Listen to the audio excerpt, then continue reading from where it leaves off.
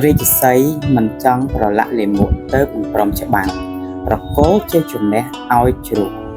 តែគេឈ្មោះរាជសីហ៍មិនបានធ្លាក់ចុះឡើយមេរៀនជីវិតទី7ខ្លាចប្រឡាក់ត្រូវកំប៉ាស់ជ្រូកបបួលរាជសីហ៍ច្បាំងគ្នាព្រោះច្រណែននឹងគេឈ្មោះរបស់រាជសីហ៍តែរាជសីហ៍មិនព្រមច្បាំងព្រោះជ្រូកស្មៅប្រោកមានខ្លួនប្រឡាក់ដោយលាមក